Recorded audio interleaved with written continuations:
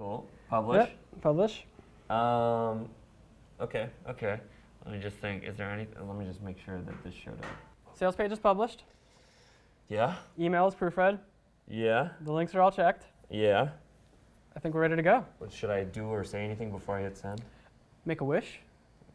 No, I'm good. All right. Then let's hit send. All right. Let's do it. Let's launch. I'm hitting send now. Send now. Launch this thing. Let's do it. I hear from creators all the time that they want to create an online course, but they find the whole process overwhelming. They don't know what to expect, and they don't know what to do. My name is Len Markidan. I'm an online course creator, a marketer, and the Chief Marketing Officer at Podia. We're following along with Walter for every step of his journey. We're going to show you the low points, the high points, and everything in between, from idea to launch.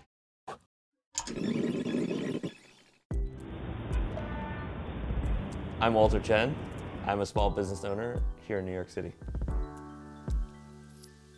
I am the founder and CEO of Animals, which is a content marketing agency, and I previously started Done This, which was a SaaS productivity tool. When I was young, I did a lot of math and science. My dad is a math professor, studied computer science in college, worked as a software developer a little bit, and then went to law school and became a lawyer, and that's when I sort of just dropped out and started what's now like sort of a 10-year journey, building software products, working with software companies, and doing stuff on the internet, basically.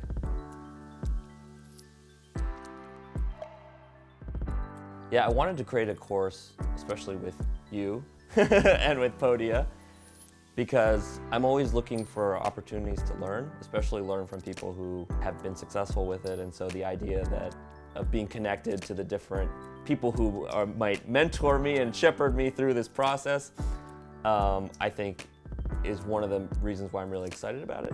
The other is the process of creating this series. Seeing how you guys operate, I feel like will be really interesting.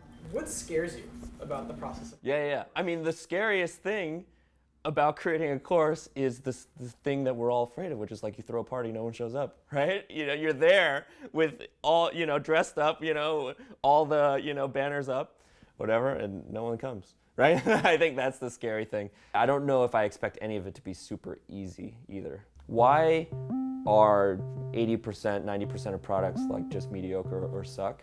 It's actually hard to create product. And that's one of the truest things. We know that creating product is hard. We know creating great product is impossible, So I think it will be challenging, yeah. But I think that's there will be parts that will be fun and other parts that will suck. To kick things off, Walter and I met up at his office to walk through how we determine two of the most important questions when creating a course. Who is this course for, and what problems are you solving for them? So tell me about the ideas that you're noodling on. Yeah, cool.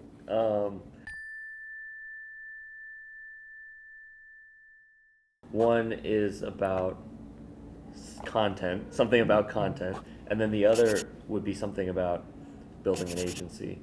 So yeah, those are kind of like the two areas where I'm thinking.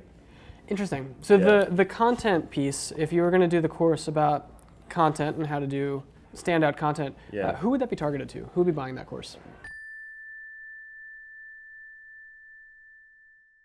Now you're making me drill down. So I think potentially, content marketers. Founders do it as well. Entrepreneurs, founders, executives. So let's split the content one for now into two. Yeah. So content marketing for content marketers or content marketing for founders. Yeah. And then the agency, kind of the no-code agency, is for, would that be for like an ops person at an agency or an agency CEO, or who would that be? Both. You just want to please everybody. Yeah, I know. What I'd love to drill down into a little bit more is specifically what kinds of problems these products would be solving. When you led from the sort of customer-centric perspective, is exceptional content like the biggest problem that content managers have? Probably not, but it's still a problem that they have, I think. So a lot of what a day-to-day content marketer has to deal with boils down to what is essentially like they need help with career development in some sense, because they're pulled in a lot of different directions, because a lot of times the content marketing hire is maybe the first marketing hire at a small SaaS company. And a lot of times when that hire is made, they're like, oh, you can do content, but then you can also do these other things, right? All right, so let's drill that down even further. So Yeah, we're yeah. going to have two topics here, potential topics. One would be exceptional content, Yeah. and the other would be career Aesthetic. development. Yeah. Yeah, yeah. And then in terms of founders, the founders that you talk to, what would be the problem you'd want to solve for them? One, I think maybe they're not famous enough. Two, I think they want to kickstart some kind of inbound for something, whether it's for themselves or whether it's for their company. And the only resources they have is like their own labor. They don't have the ability to allocate capital towards like actually solving this problem. They're not as famous as they'd like to be, and they also don't have capital to have this done for them, but they have the time typically to do it Yeah, themselves. Yeah. And they potentially have interesting ideas. And yeah. Sure, excellent. So on the agency side, again, we talked about ops people, internal ops people at an agency versus CEOs. What would be the problem you'd want to solve for them? In my mind, I feel like the problem is the same problem. The number one problem they have is not enough time. So then the question is, are there ways to automate things or build systems to save time?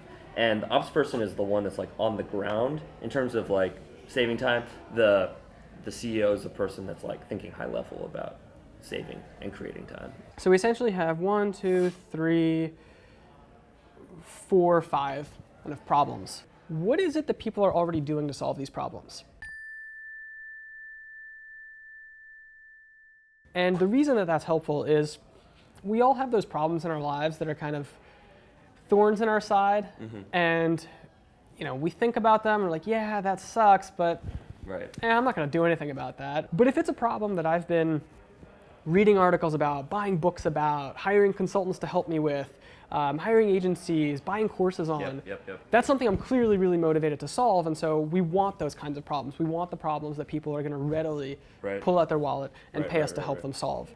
We have 5 potentially very good ideas. And you kind of have the opposite problem of where a lot of people start, which is Okay. I don't have an idea and you Right, can come up right. with one. But now we have to figure out which one of these we're going to actually pursue Yeah. because We can only do we one. can only do one. Unfortunately, this time around, we can only do one. When we came in today, I had a ton of ideas, but not any sort of structure around them. It was super helpful today talking with Len, who gave me useful frameworks on how to break down ideas, analyze them, and actually make a concrete decision on what ideas to move forward with. I feel like it's kind of breaking some of the inertia and some of the